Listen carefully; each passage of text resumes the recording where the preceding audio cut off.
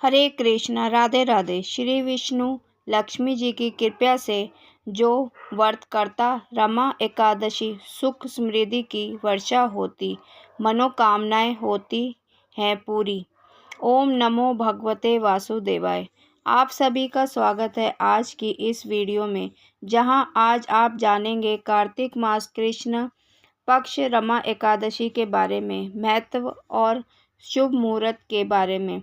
महालक्ष्मी जी का एक नाम रमा है और इस एकादशी का नाम महालक्ष्मी जी के नाम पर ही पड़ा है। इस दिन व्रत रखने से न केवल पापों का नाश होता है, बल्कि जीवन में धन, सुख, समृद्धि और ऐश्वर्य की भी प्राप्ति होती है। शास्त्रों में रमा एकादशी का पुण्य महाकुंभ स्नान के बराबर बताया गया है। इस दिन उपवास करने से मोक्ष प्राप्त होता है और व्यक्ति सभी पापों से मुक्त होकर परम धाम को प्राप्त होता है। कार्तिक मास के कृष्ण पक्ष की एकादशी के अगले दिन यानी द्वादशी तिथि को गोवश द्वादशी के नाम से जाना जाता है। इस दिन गाय और बछड़े की पूजा की जाती है।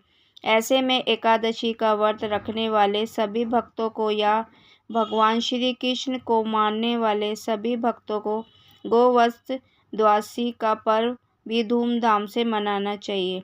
पुराण के अनुसार एक बार महाराज युधिष्ठिर भगवान श्री कृष्ण से दुखी होकर कहते हैं कि भगवान, मेरे राज्य की प्राप्ति के लिए 18 अक्षर सेनाएं नष्ट हुई है। इससे आपसे मेरे मन में बहुत घृणा उत्पन्न हो गई है।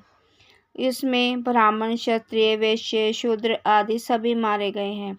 भीष्म, द्रोण, कर्ण, कलिंग राज पूरम महान कलेश है। हे मधुसूदन, इन पापों से छुटकारा पाने के लिए किसी धर्म का आप वर्णन कीजिए।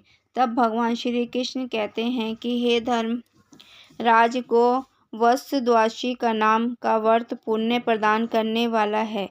यदि तुम श्रद्धा और भक्ति भाव से गोवश द्वादशी व्रत को करोगे तो तुम्हारे सभी पापों का नाश हो जाएगा और अंत में तुम्हें वैकुंठ लोक की प्राप्ति होगी।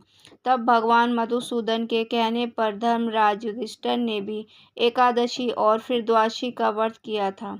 इस दिन संतान की खुशी और उनकी लंबी आयु या संतान प्राप्ति के लिए भी गोवश द्वादशी का व्रत रखा जाता है। इस बार एकादशी की तिथि प्रारंभ होगी 27 अक्टूबर रविवार सुबह 5:25 से। एकादशी तिथि समाप्त होगी 28 अक्टूबर सोमवार सुबह 7:51 पर। रविवार के दिन सारा दिन ही एकादशी तिथि रहेगी, लेकिन रविवार के दिन व्रत न रखकर 28 अक्टूबर सोमवार को ही व्रत रखा जाएगा और गोवश द्वादशी भी इसी दिन मनाई जाएगी। यानी आप दो व्रत एक साथ भी रख सकते हैं। रविवार के दिन पड़ने वाली जो एकादशी है वह 10वीं तिथि युक्त एकादशी है। जब भी एकादशी 2 दिन पड़े तो हमेशा सभी को दूसरे दिन वाली एकादशी का व्रत ही रखना चाहिए। द्वादशी तिथि प्रारंभ होगी 28 अक्टूबर सोमवार सुबह 7:52 से। द्वादशी तिथि समाप्त होगी 29 अक्टूबर मंगलवार सुबह 10:32 तक। द्वादशी तिथि लगते ही हरिवासर का समय भी शुरू हो जाएगा, जो लगभग 5 से 6 घंटे तक रहता है। अब पहले जानते हैं एकादशी के दिन रहने वाले शुभ मुहूर्तों के बारे में। तो सोमवार के दिन सूर्य उदय होगा सुबह 6:34 पर। सूर्य अस्त शाम 5:47 पर।